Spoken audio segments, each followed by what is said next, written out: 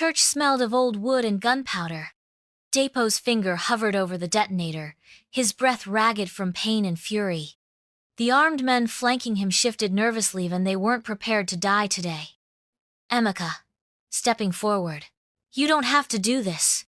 Dapo laughs bitterly. You think this is about choice? I lost all choices the day Ade took what was mine. Spittle flew from his lips. My company, my woman, my legacy. From the corner, Tunde's gun hand trembled. Tunde said, You made me complicit in your crimes. Your own son. Dapo, wild-eyed, yelled, I made you strong. Ade's voice crackled again from the tape recorder Balogun held. Ade's voice. Emeka, my son. When anger comes, remember blood only begets more blood. The recording triggered something primal in Dapo. With a roar, he lunged for Balogun. Bang! The sniper's bullet shattered Dapo's wrist. The detonator clattered to the ground as police swarmed in. In the chaos, Emeka saw three things simultaneously. Tunde collapsing against a pew, finally breaking down.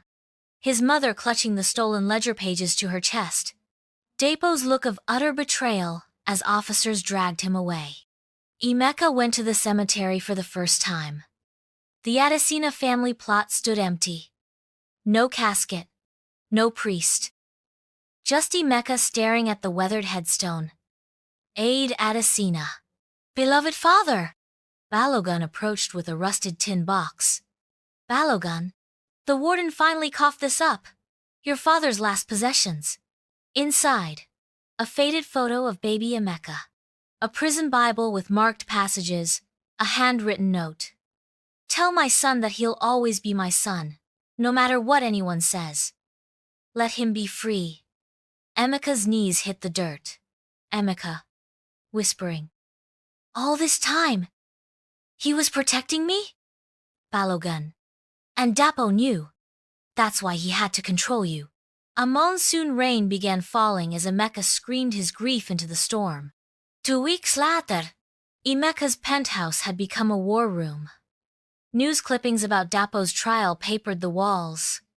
Security footage from the prison played on loop, Dapo smugly admitting to the warden.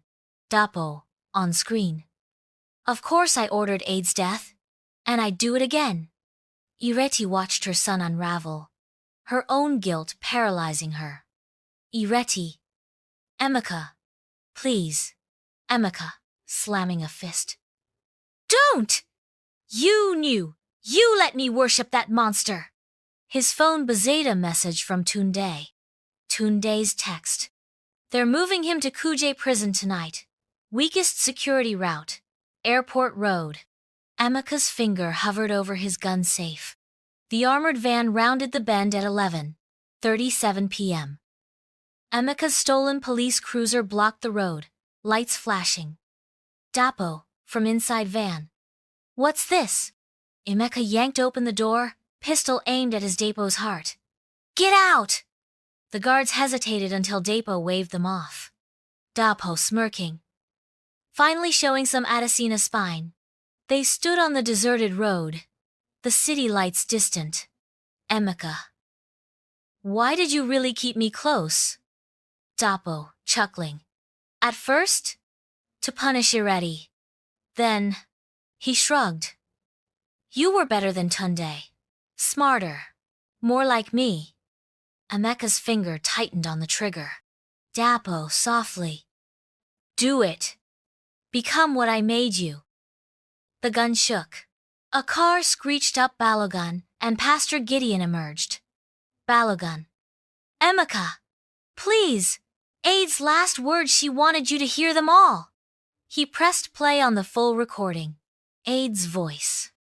And when you stand over Dapo with the power to destroy him, that's when you'll need Christ most. Because vengeance is the last chains he'll ever put on you. Emeka ran to his car and drove away into the night.